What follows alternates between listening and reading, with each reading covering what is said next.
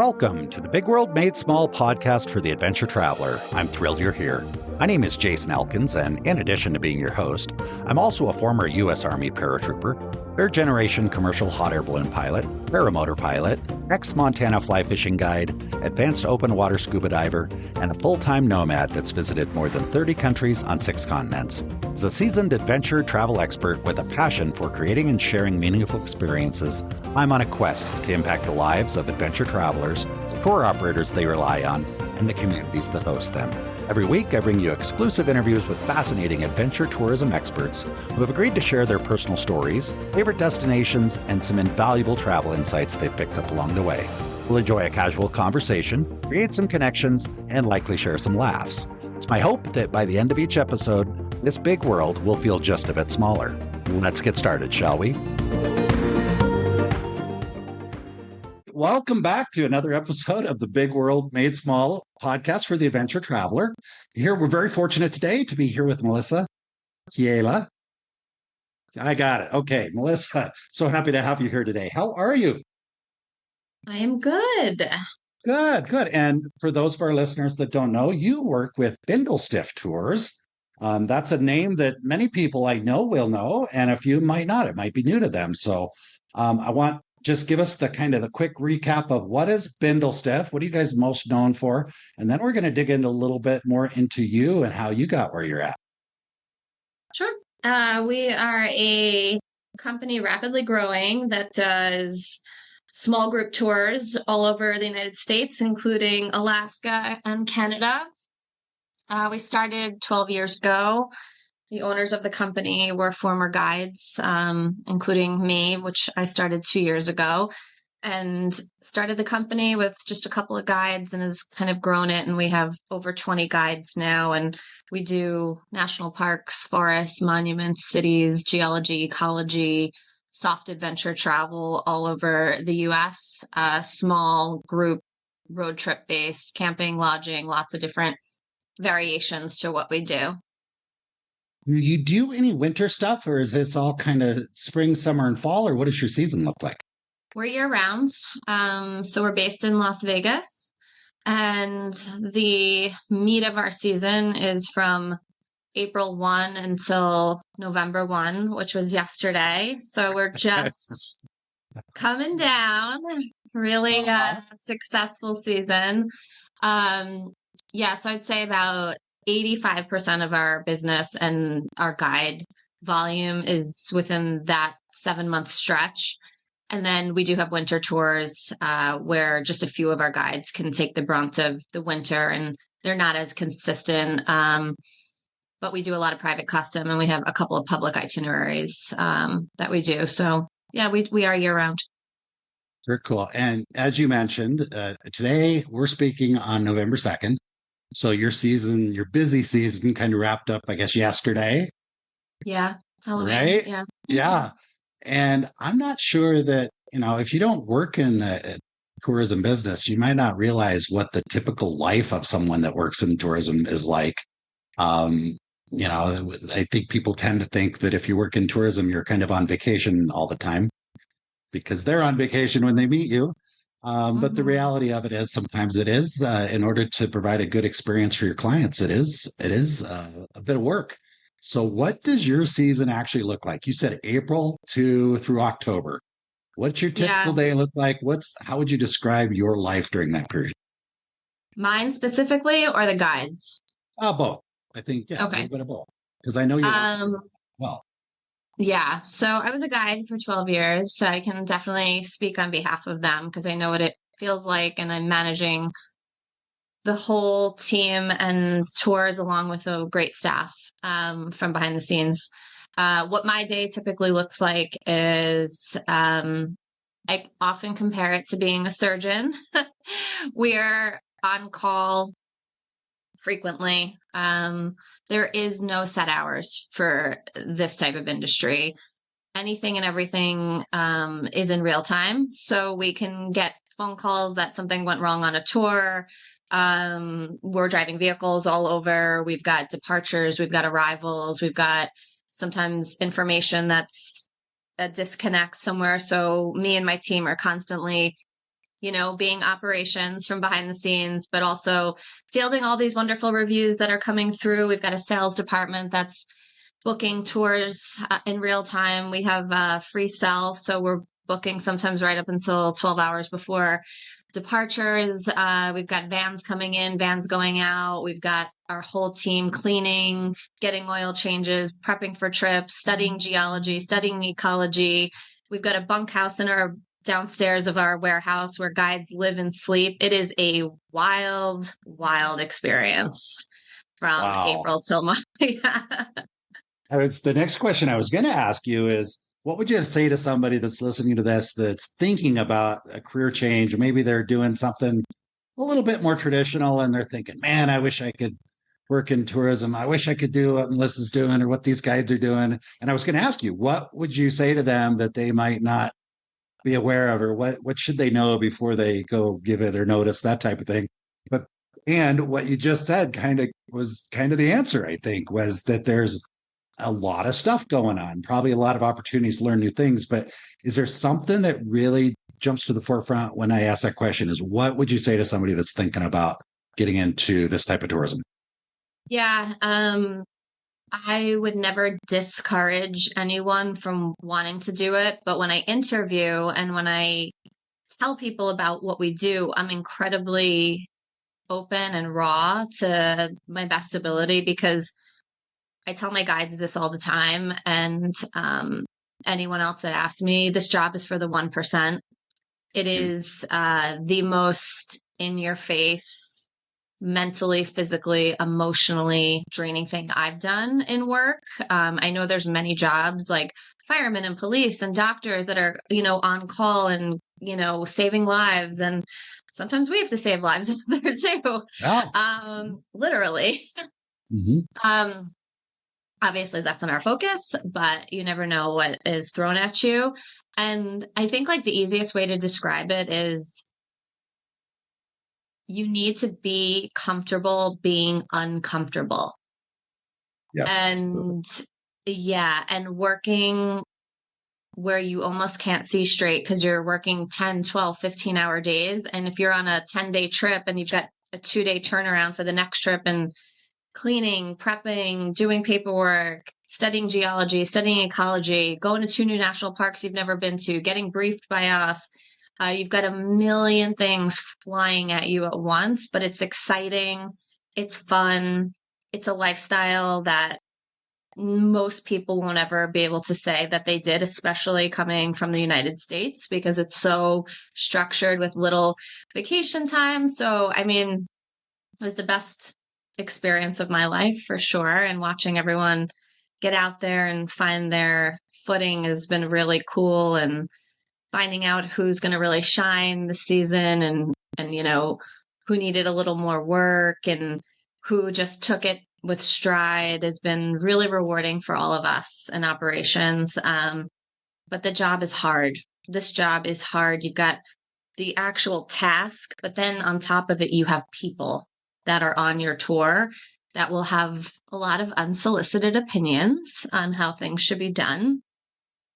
And you'll have the most amazing, grateful, wonderful, kind souls on your trip too. So you have to be ready for it all, and you'll learn and you'll flourish. And sometimes you'll, just want to cry in a ball. It's a roller coaster of emotions every day. Yeah.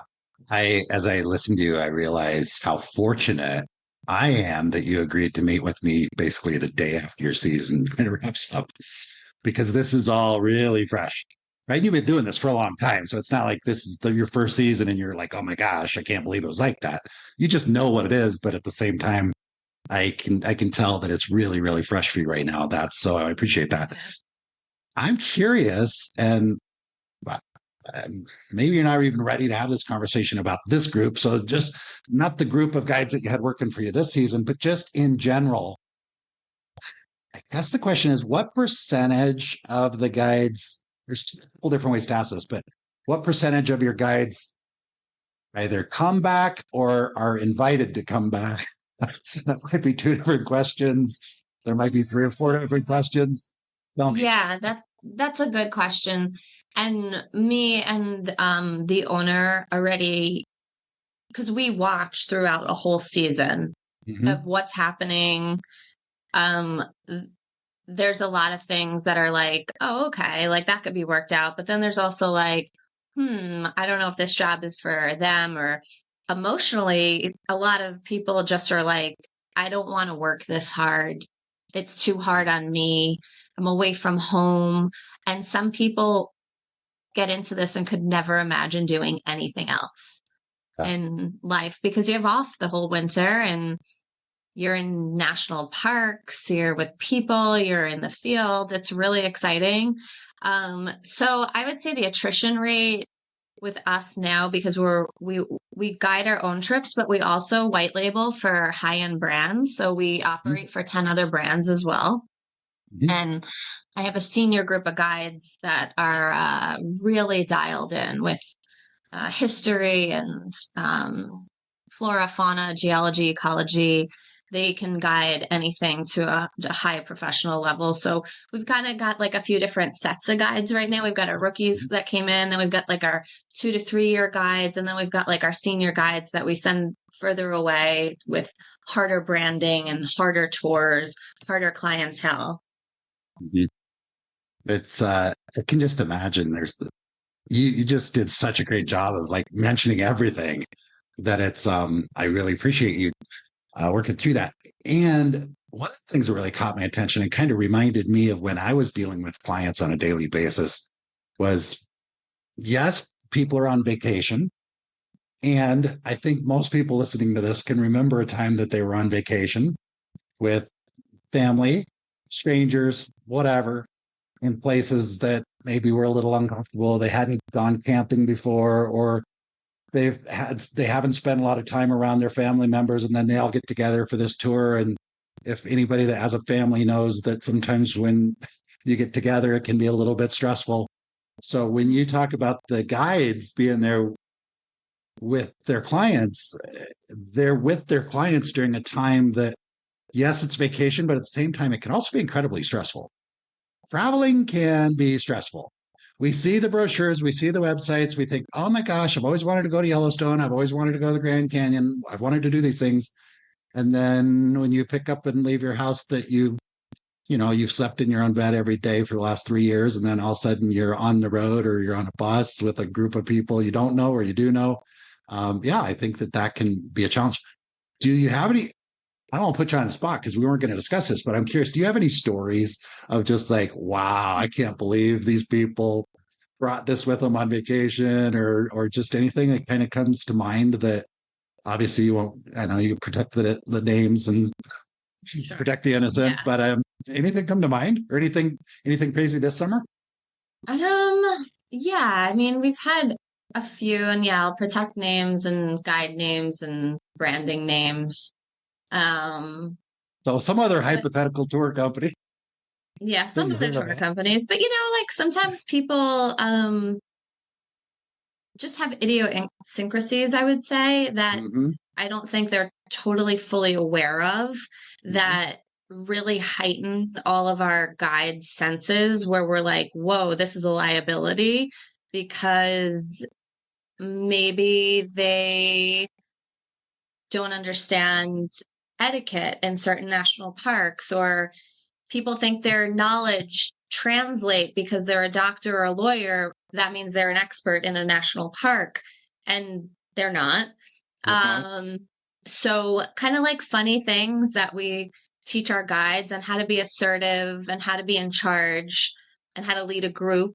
But yeah, no, I mean, and I can speak for myself being on the road. I mean, I've been thrown some real doozies. Um, you get alcohol involved sometimes, and um, who knows what'll happen. So, um, You luckily, mentioned national parks, and I don't. That's hard to know, but as you said that, I started resonating because I guided in some of the national parks, and I was fishing guide in Yellowstone. I grew up in Wyoming, so every summer there was a story of somebody. When you talk about etiquette and parks, somebody putting their kid on a buffalo to take a picture, or we still see it. And when you're with the clients, and no matter, and I'm not knocking anybody. So anybody who's listening to this, I love people. I love the groups. And sometimes it's just so far out of your element that even when your guide says 4 times, the water here is acidic and hot, and you don't want to fall in, and yet they'll lay down and stick their hand in it over the side of the boardwalk or something in the park, or the elephants, but the buffalo or bison and stuff. It can be funny, and sometimes when you're leading the group, it's like, oh boy, pretend like nope, there was some other company. Yeah. And you're representing a company and a brand, and right. They know us, we're regulated. We've got a giant DOT sticker on the side of our van. So we do a really good job of training and telling them how to deliver this message of respectfully abiding by rules, our rules, the park's rules, driving laws. And we had a really good team this year. But it's a learning experience. It's a learning experience for the guides. It's a learning experience for me as a manager, how to handle different personalities. And being a guide for as long as I was like, oh yeah, I'm dialed in. I got this. And then you jump into the operations world and it's like, okay, the guides sometimes are also work. Well, no, you're absolutely, because people are people. We're all people, and I myself included. And I remember my very first guide trip that I guided someone. It was I got my license, I had my boat ready as a fly fishing guide in Montana on the Yellowstone River, and it just happened to show up. I was working in the shop, and I showed up, and the guide that was supposed to guide these people didn't make it or whatever. And it's Jason, you want to take them? And I'm like, oh my gosh! And it was stressful. I mean, anybody that's listening, you can imagine if you float rivers. Generally, you take your vehicle up with the boat, you put the boat in the water, and then you float down the river with your clients. And typically, somebody moves your car. It's a shuttle, moves your car from wherever you put in to the takeout, so that when you get to the takeout, you can load your boat up and take your clients back to their hotel or whatever. And sure enough, I didn't leave the keys in my vehicle so the driver could move my vehicle down. I was so nervous and so excited. I was just like, we put the boat in the water, we got in the boat and started moving down the river, had a great day. But fortunately, I had people like you say, operations. I had people looking out for me, that when the person got there to move my car and there were no keys, 3 or 4 people got involved. They managed to get my wife to bring it. It was a long story, and it was embarrassing, but I didn't even know I did it. I got back, I got to the ramp. My car was there. I didn't think anything of it. Grabbed the keys, put the clients back to where they needed to go, and then checked my voicemail, and I had 14 calls on my phone. Realized you had 2 sets of keys too, and you're like, yeah, and so it happens. Guides are human too, and it can be incredibly nerve-wracking, because the biggest thing is, as a guide, we want so badly for people to have a good time. Like, it's like we're so want them to have a good time that sometimes we just forget things. And there's a lot to remember. Yeah. So it's coming from a good place. So even when the guides do funny things, it's like, okay, well, so do you, so we talked a little bit about them. I'm going to change the subject a little bit. It's not a huge change, but last time we spoke, you told me a little bit about your story. And most people that work in this business have they were doing something before that is just not quite what they ended up doing. So what were you doing before tourism, and what did that look like for you? So I grew up in New York, and I was on track to be an attorney. I worked in a firm in Long Island, and then I transferred and got a new job, moved to Brooklyn, and worked at 4 firms in Brooklyn. I was paralegal, legal counsel for 4 pretty big name firms that are well known in New York now. And at that point, I don't know, it was year like 7 or 8 that I was in it. And I did a solo trip to Puerto Rico along with a bunch of other solo trips abroad. And I just realized how much I valued my time. Mhm. And I was making a really good salary, at 22, 23, 24, 25. I was making six figures already. And I didn't have any time to spend my money. And Yeah. that's when I was like, all right, like I'm making a good salary and I'll just take off at this time. And maybe in my 30s and I'll do this and I'll do that. And I was, flying red eye in and out of my firm to like do long weekends to Europe and all this stuff. And I just was so sick of meeting people that were on their like 5-week leave and their sabbaticals. And I was like, Right. I want to do that. I need to do that. And I took a solo trip down to Puerto Rico just to kind of like reset and reboot, and met a bartender there that had some really interesting conversations with and chatted with. And he traveled all over the world. And I was like, you know what? That's what I'm going to do. And I'm going to figure out how I'm going to do it. And I got back and I figured it out. To a national park in my life, not a big hiker, loved the outdoors, and loved exploring. And I traveled a lot extensively, but within the United States, didn't really do as much adventure travel, but I definitely had it in me and I wanted to see more.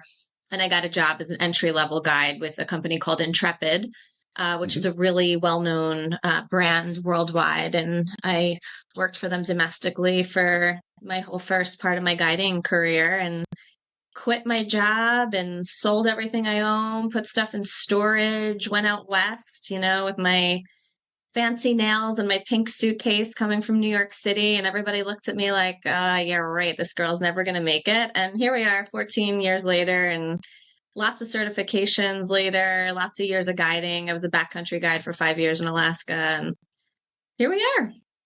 That is so cool. So then if we go back to the beginning of our conversation, we're talking about if someone's listening to this thinking they want to, get out of the more traditional life and into guiding or tourism, obviously it can happen. You're proof of that. And the other Mm-hmm. thing that comes up for me is you also said that the guiding and working in this business, I don't remember the exact words, but it sounded like this is the hardest job I've ever done. That's what I heard, right? And when I think of being a junior associate at a law firm in New Yeah. York, I'm thinking that would be the hardest job I could even imagine. But for different reasons, right? It's a hard job because I have to work a lot, or it's a hard job because it's soul sucking and it's just not my thing. So tourism can be the hardest job you've ever had or done, but it can also be the most rewarding job. And I'm not Like speaking the for you, I'm best speaking job. for me. Yeah. Yeah, it's like, okay, yeah, it's hard. I work a lot of hours. There's a lot of uncertainty. There's a lot of just whatever that makes it hard. But boy, sitting in a cubicle in New York, I don't know, I'm not saying you're in a cubicle, but looking at, reviewing graphs or doing legal research or whatever, to me sounds like that would be the most difficult thing I could ever imagine. Um, but it's me. And I also recognize that I'm not like everybody. You're obviously not like everybody. So what did your family think? Or what did the other people at the law firm, your colleagues there think, or friends and family when you're like, yeah, I'm going to go out west and be a wilderness guide? I mean, that must have just been mind blowing. Yeah, I mean, my family was probably not impressed when I announced that one, especially my grandmother.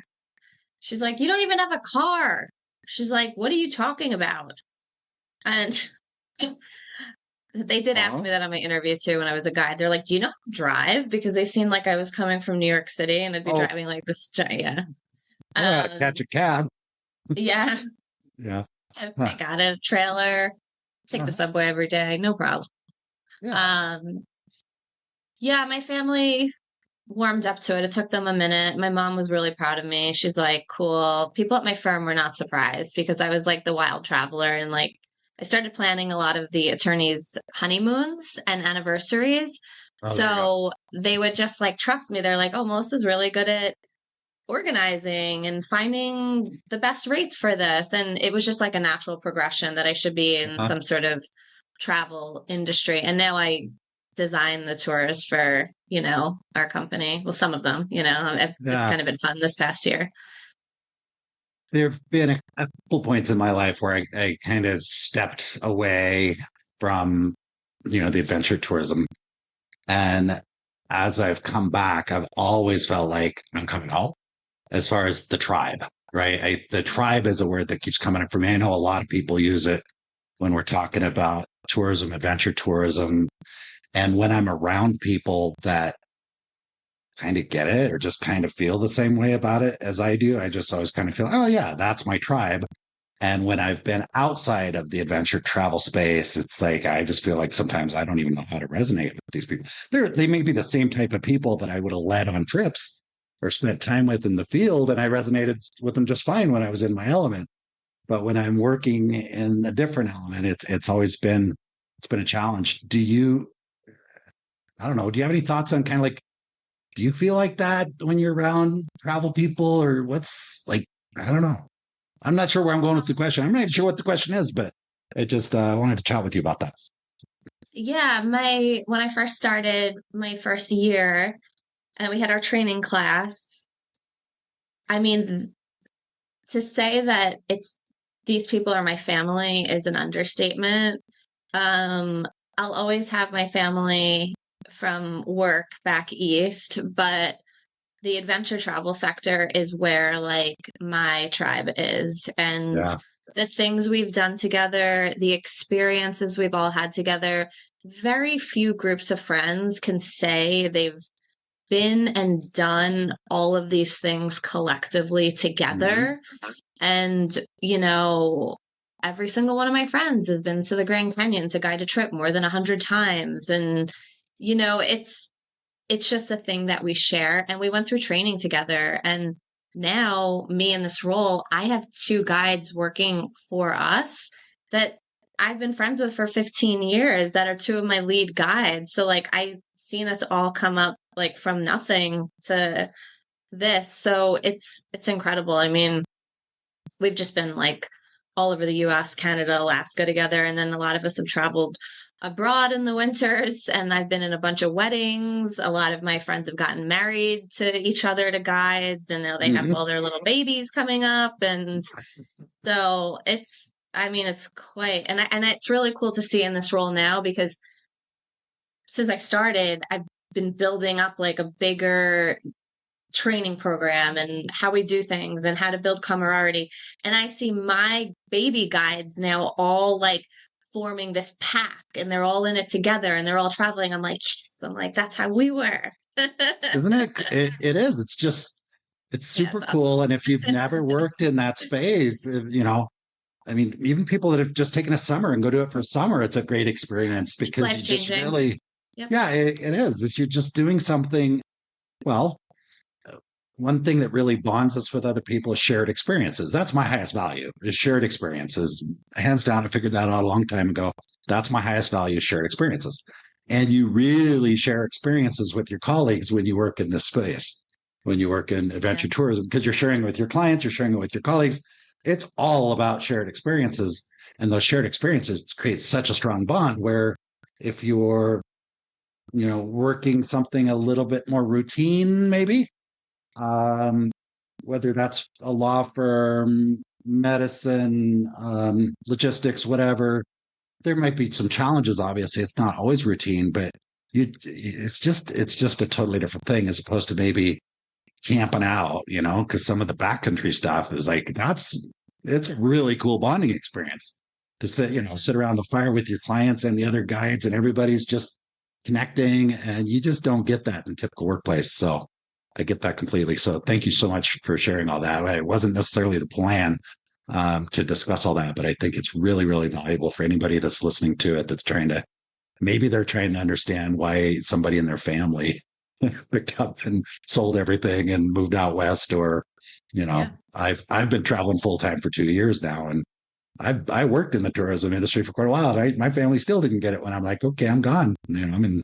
South America now, and it's but it's pretty powerful. One of the things I did want to ask you about, because I know you've got some expertise and some experience with it, and it's super, super relevant to what's going on in tourism, is social media. Obviously social media is huge in everything. And it really has changed things, because when you got involved, things were, Different. you weren't posting selfies on Instagram or taking pictures of the campfire and putting them on Instagram or whatever. No. So share with me and anybody that's listening kind of what your experience has been around social media and whether you think that's a good thing, bad thing. What has it done to change the industry, bring people together, whatever? Just what do you think? Yeah. Yeah, I'll talk about that. And I'll also talk about how, like, generationally the guides have changed because of that. Yeah, Um, I bet. and I really see it because I'm like front and center for how it was, how it is, and where it's going. Um, and social media, it's a blessing and a curse. I mean, I can argue it both ways. It's the bread and butter to how we get our name out, how things go viral so quickly, how we can blast out a million different um, online press releases, stuff like that, and how everything's shareable. But with that said, also, if there's something negative connected to your company, it can spread out that way. But when we go like pre and post social media too, I remember what the parks were like before Instagram, and I Yeah. know what they were like before COVID and during COVID, and COVID was just like a whole nother layer of added fun Yeah, for right. everything. So it's definitely increased people's curiosity, I would say, to go out. But on the flip side, I feel like the trend of being outside and Instagramming something that is trending has become a thing. And I feel like as a tour company, we have to be really responsible with our delivery on why we're bringing people places and talking about them. And that's why we're so heavy on geology, ecology, history. We want to make sure they're educated because we really want to make sure people have the correct information going to places and are respecting our federal lands and respecting our parks, Mm-hmm. and being safe in them as well. So I think social media has definitely been a platform for people to kind of, just say they've been places and done this, but then also it's opened a window for the curiosity of like, wow, that's so cool. I want to go there and I want to check it out. So it's increased profitability into regions that didn't have that prior. So I think attracting people to the right things for the right reasons is still kind of like, you know, something I think we see both sides of. But that's Mm-hmm. why I really like working for a guiding company because they're hiring guides, they're hiring professionals, they're hiring people to get out there. And it's increased traffic, it's increased volume, and we have to have a lot more patience now going to places like certain parks like Yosemite and Zion. It's just you have to wait sometimes to get in them. It's become like Disneyland in a lot of places. Right. And one of the things I thought of when you were saying that about respecting the lands and the environment and you used the word safety and immediately this image popped into my head of the Instagram photo op, right? Where there's the person that will spend a lot of time and effort to get to a spot for the five and realistically the 30-second photo op because they Mhm. stand in line behind a bunch of other people to and then they've got their 30 seconds, they take their photo, and it's all they can see. Not everybody, obviously, but it's all about that one photo. And there's so much cool stuff going on around them that they're missing because they want to be, there's just, there's a few key places that everybody's like, oh, I got to get my picture at, on a swing in Bali or something, and it's like, okay. But also like people pushing the limits to get the picture just a Mhm. little bit better than the last person, a little closer to the edge, Mhm. of the canyon, a little closer to the buffalo, as compared to their friends, and going for that. So I can see where that could be probably a little frustrating for the guides. I would think I would be a little frustrated, honestly, if I had a group and like Mhm. had a bunch of younger folks that is all they cared about was getting a picture in front of some weird I don't know. I don't know Yeah. what it would be, but yeah, at the same time, it encourages more people to get out and go do things too, doesn't it? So there's a Yeah, trade-off. it is. There's a trade-off, and I'm in no place to judge anyone on why they're doing Right. something or Yeah. getting out there because it's a public space. Mhm. We're happy that people are out there. We're happy people are paying entrance fees, but RAI said it best. We're loving our parks to death, Mm. and it shows, and we see it, and you know, I think a lot of people don't realize that they don't nearly have as much free will as they think they do. We're all influenced to do something for some reason. And I think, during COVID, that was the perfect example of like, we were all cooped up and a lot of people wanted to get out and the parks weren't monitored. So a lot of people were doing stuff. And I think kind of like that 2 year exhaustion of like going out and doing stuff. And I think a lot of people have kind of like reset and reboot now of like, is that what I really like to do? Is that where I really want to go? And we're kind of seeing those like normal booking trends coming back now and more Mhm. normalized inbound and outbound travel. And the parks are this year, I noticed like busy, but not like they were the year before with the lines and the traffic. So I think a lot of people got out there, checked boxes, seen things, did things. They're like, okay, I did it. And then there's going to be the people that no matter what, like those parks are part of their lifeline, and Right. they want to Yeah. get out there. But it became this like really like we had this bell curve in like trends of being in parks and doing this and getting these photos and doing this. And it was just this like perfect storm of everything. Did you see, did you kind of mentioned about the guides? I'm curious if you saw that, like when you were hiring for guides at some point in the last year or so. Did you see guide applicants coming in? Maybe you never spoke with them, but you just kind of got this feeling that, yeah, they saw too much stuff on Instagram. Like Yeah. you just think it's a really cool thing to go do because all their friends are gonna like, I want to go be a backcountry guide and take all these amazing pictures. Everybody's gonna think, wow, I'm living the life. And they have no connection with what the reality might look like. Yeah, I would imagine. Yeah, I'm pretty good now at like looking at applications come in and being like, Do you look at their social media?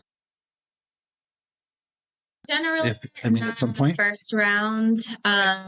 If and then this will start up for me in another, 8 weeks. I'll start looking at who's coming back and who I'm going to start interviewing. But I will look at their social media. I'll ask them to make it public for me. Um, and then there's certain people I just get red flags from. And there's certain people right out of the gates where I'm like, yes, like that is the type of person. But it's it's interesting the things certain people write in applications too, because I'm like, it sounds like you want to be on the vacation. It doesn't sound like you Yeah, actually yeah. So, those are that's what also I'm like thinking, for right? me, it's a learning experience. I'm getting better at doing my job and hiring the right Mhm. people. But it is tough because like, okay, you want to be on the vacation. It's like, yeah, it's tough because you want a guy that's enthusiastic and excited about being where they're at, right? Of course. And you want somebody that also understands and realizes that this is not, that you're there to make sure other people are having a great vacation. So there's the balance. I think for me in fly fishing, it was a real clear distinction. Like a good guide was the one that didn't have to fish. Because if you're taking clients fishing, in my opinion, you're not fishing. I mean, I've been with guides that pick up a rod. I think it's not. I I would not. They would not work for me. Let's put it that way. But you go out on a fly fishing trip, and the guide picks up a rod and is fishing. That's not guiding. A good guide is the one that can fish through the people, right? That is more excited to watch somebody else catch a fish than they are to catch a fish themselves. So there's a lot of people that really like to fly fish that think, oh, I'd love to be a fly fishing guide because I get to go fishing all day every day. But that's not no, that's not it. If you can get excited about watching other people catch fish all day, then you probably have you're off to a good start for being a guide. So I would think it's got to be kind of the same thing in a lot of the tours and stuff that you do. It's like if you can get excited about watching someone see the Grand Canyon for the first time, if that gets you excited, great. If seeing the Grand Canyon yourself is the only reason you're there, then that must be interesting. I'd love to be a fly on the wall just to watch your interview process because I can just imagine some of the things that you've seen and heard, and a lot of good stuff too. Because I know you meet some amazing people doing that, obviously. Because people that want to do this type of work usually are pretty interesting and very just good people. So, Yeah. Wow. Okay, so we covered quite a bit. You're winding down from a long season. Really appreciate you. Appreciate you joining us.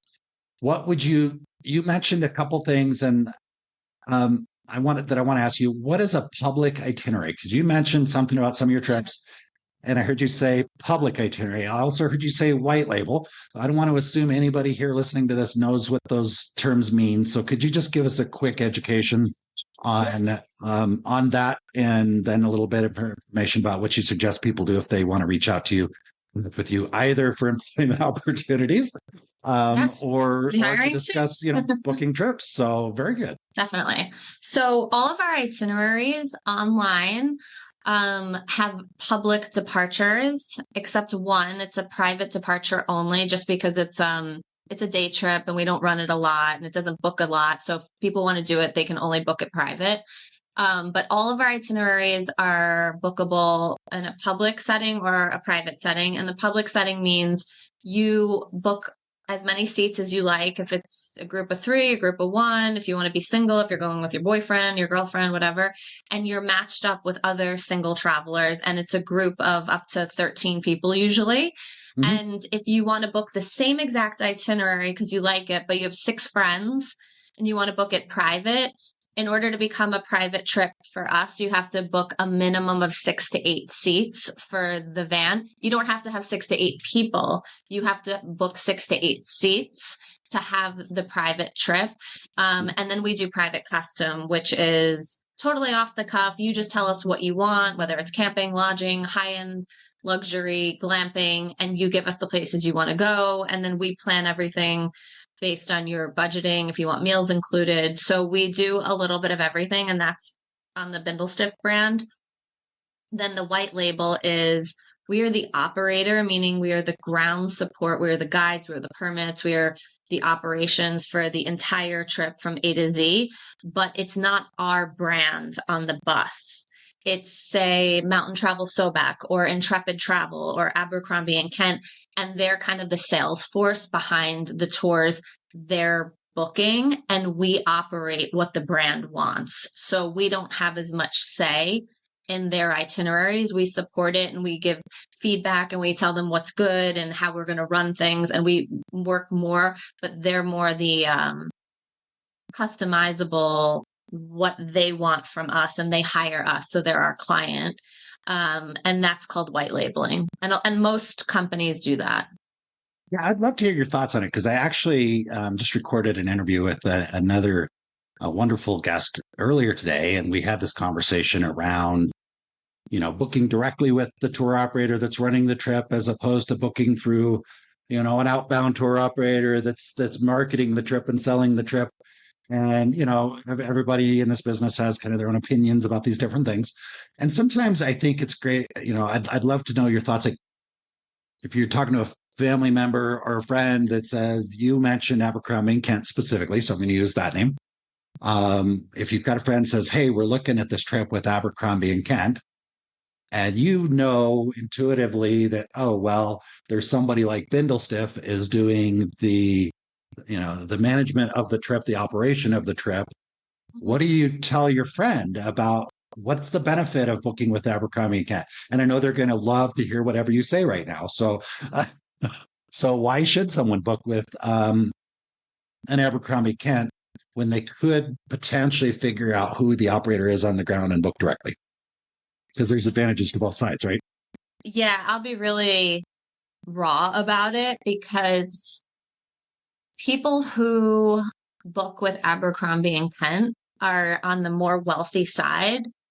they don't even understand that there is a different operator for Abercrombie and Kent. And sometimes they never will, because we are basically like one machine. Like we pick up and we're very in tune with Abercrombie and Kent. So we've got their branding on the side of the truck. And people of that caliber with money don't care about saving a little. They want the branding because the branding is so important to them. It's a very well-known name. It started in Africa. It's high-end luxury. But if there's people that are shopping for a tour and they see that and they can figure out that there's a different operator, it's always best to go straight to the source, which would be us. But we're also really careful about never stepping on toes of companies that know that there's a different operator and us trying to regain their business. If they naturally come to us, great, but we never really pitch them to come over because we work with these brands. So we all work as one family together. Right. But direct bookings are obviously great because it's more profitable for the guest. More profitable for the guest, meaning just more cost effective for them. They save a little bit of money by doing that. Can you think of, and sometimes there are scenarios where there may be other benefits, like Abercrombie and Kent. Okay, their typical client may not want to spend a lot of time and effort trying to figure out how they can save a couple $100. They're happy with Abercrombie and Kent. They've done Abercrombie and Kent trips in the past. They know that Abercrombie and Kent isn't going to partner with somebody that's not going to do a good job. So there's all kinds of reasons that an Abercrombie and Kent client would want to book with Abercrombie and Kent. And I also realize there's some other times when it might make sense to book through, kind of the larger brand that's working with an operator like yourself, because they've gone on other trips. Sometimes they have relationships with those brands, that type of thing, and that peace of mind. It's just of knowing that, like, because I remember when I worked at, I've been doing this for a while too. And a company like Abercrombie and Kent cares an awful lot about, I'm trying to think how I'm trying to describe this. So the relationship between two vendors, two travel businesses, two tour operators is very, very important. And when a client books through one of them to have an experience with the other one, they've got a lot of protection there because they've got, like, both brands really want you to be happy. Like Abercrombie and Kent really wants you to be happy. You want them to be happy because you really rely on your relationship with Abercrombie and Kent. Definitely. Abercrombie and Kent relies on their relationship with you. So there's a lot of, like, influence. It's like, wow, we dropped the ball, but we're going to eat this one because we value the relationship. So we're going to fix this. We're going to do whatever we need to do it, make it right. Whereas if you're just a one-off person, and I'm not talking about Bindlestiff, this is just in general, I'm sharing this with people just that are listening that might want to consider this. Let's say there's a big company and you figure out that they're using another company, a white label operator, to do the trip. And you decide, you know what, I'm just going to go to the white label operator, whoever that company is. And you go to them and you have a less than stellar experience and you're not happy about it. And you say, you know what, I'm not happy. I want you guys to make this right. They may respond differently than if you had booked it through the Abercrombie and Kent. Because if you booked it through the big company that sends them a lot of business, the big company is going to say, okay, yeah, we're going to fix this. You just got a little bit more leverage with them. So I don't know why I wanted to share that. I think sometimes there is a benefit to sticking with the larger tour operator as well, especially if it's out of the country. I mean, that's the first thing, honestly, that pops into my mind. It's like, okay, I've got a company like Abercrombie and Kent that does a lot of stuff in Africa. Do I really want to try and reach out to the bush camp directly in Africa and to save a couple $100, but then I got to pay, 3% surcharge on my credit card because they don't take credit cards and all this stuff as well. So I just wanted to mention that because not everybody understands the white label thing and what that means. So thank you so much for getting into that. Yeah, it makes so much sense to us because we do it and people are very brand loyal. So what I've seen over the years is there's itineraries that we as a company, Bindlestiff, don't run because we're just not there yet in our expansive, like we just expanded with 7 new trips, Hmm. but Mountain Travel Soback, Intrepid Travel, Sawadee, Abercrombie and Kent, these are like powerhouses that like Hmm. people know they're brand loyal to. So they're giving us guaranteed sales and we have strong relationships with them. Where like if we were to identically modify or whatever, take one of their itineraries and sell it ourselves, we don't have that sales force yet for that specific itinerary, but Hmm. we are the operator because we have the permits, we're the professionals, we're this and we're that. But with the years and years of experience, now we're like, oh, we can run all these different itineraries because people know Bindlestiff, but it takes a long time to get Yeah. to that point. And that's why you partner with other brands because they can't Hmm. operate it because they're a sales force and they're just a branding and they do like the IT and the SEO and everything else from back end, but they don't have permits. They don't have CDL drivers. They don't have Hmm. vehicles. They don't have guides. They don't have any of this stuff. And like without that, you can't guide a trip. I love that you described it the way you did because that's the point that people have a hard time sometimes with is like, well, why would I book it through them? Because they're not actually doing it. And there's sometimes it's some just like resistance and like, well, why are they're not even doing the trip? They're just outsourcing it. Well, you could say outsourcing or you could say leveraging. They're really good at what They're they just do. doing a lot. Yeah, Yeah. we're really good at what we do because there's a lot of tour operators, again, set aside Bindlestiff. There's a lot of tour operators out there that are amazing at the operation end of it. They're like Mhm. really good guides, really good equipment, really good experience, but their website is horrible. Or Exactly. they don't even have a payment portal. You got to mail them a check. You got to fax in your Mhm. reservation. So it just makes sense. Of Yeah. course, It why takes would a you not while. want, yeah, Yeah. why would you not want a good planner to take care of the planning portion, collect the money, make sure all the details are set up in advance, and then work with a great operator? It makes sense. In travel industry, we're not trying to get a fastball by you or something. It's just we all have different strengths. It's It's just the leverage. It's marriage leverage. Yeah, between, yeah, it's exactly. the marriage and we're really lucky. And I joined Bindlestiff at a really cool time post, COVID. And we're really good at everything is what I can say is we've got a good website. We've got Mm-hmm. great relationships. We pump out our own tours. We're designing.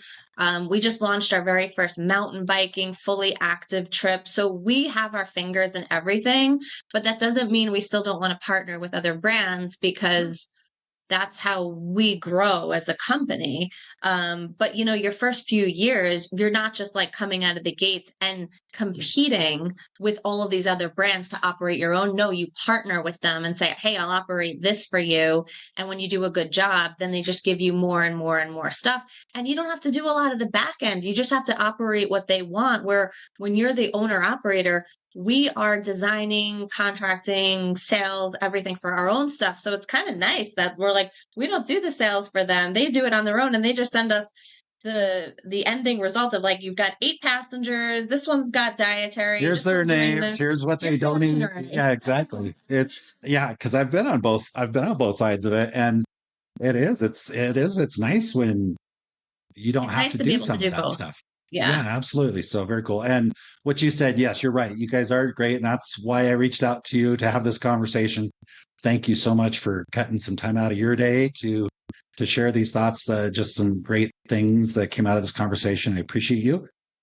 So what should people know about reaching out to you, connecting with you, looking for jobs, looking for tours, looking maybe other tour operators? Because this is, we're having conversation with tour operators. You mentioned white label. That's exactly what we're talking about is those Yeah. relationships. So what would you suggest for people that might want to reach out and connect with you? Anyone that's looking for any sort of partnership for us to operate, please email us at ops at bindlestifftours.com. The same thing for hiring. If you go to our website, bindlestifftours.com, the employment link is there. And come December is when we'll do a big update on everything, and I'll start accepting applications. But you're more than welcome to send in an application now, and I'll start looking at things. And we get our guide training program going in April, and then it's from April until October 31st. It's go time. So yes, and if you're looking to book a trip, just check out our website. We launched 7 new trips September 1st. So we've got 7 new trips on the docket. We have a really cool eclipse tour that's going in April for the solar eclipse. So that's going to be a you're going to be able to access in the West. I thought that was going to happen more in the East. Where are you doing? So it's in Texas. The trip starts in Austin and it goes out to Hill Country and Fredericksburg. And then we go down to Galveston and San Antonio. And then we go to Louisiana and do the bayous and a swamp tour. And we end in New Orleans and do a cooking class. So it's 11 days. Sounds super cool. That's something my son wants to do.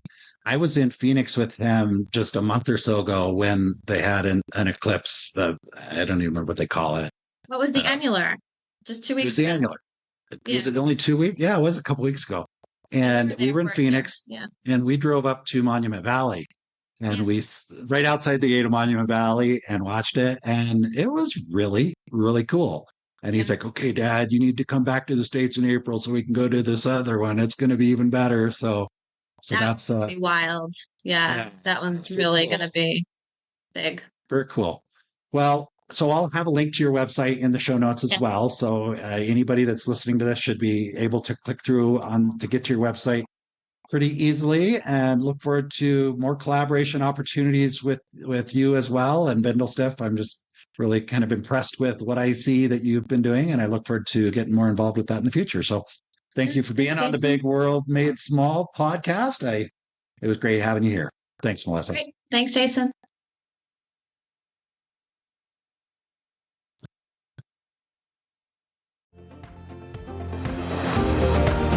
I trust you enjoyed listening to the conversation as much as I enjoyed recording it. If you're enjoying the Big World Made Small podcast, please take a moment to tell the algorithm by subscribing and posting a review so that others can benefit as well. I also invite you to take a quick trip over to bigworldmadesmall.com and join our private adventure travel community to receive new episode notifications, special access to our guest experts, and perhaps even some exclusive partner offers that we haven't discussed on the podcast. I'll publish another episode soon. Until then, keep exploring. It's the best way to make a big world feel just a bit smaller.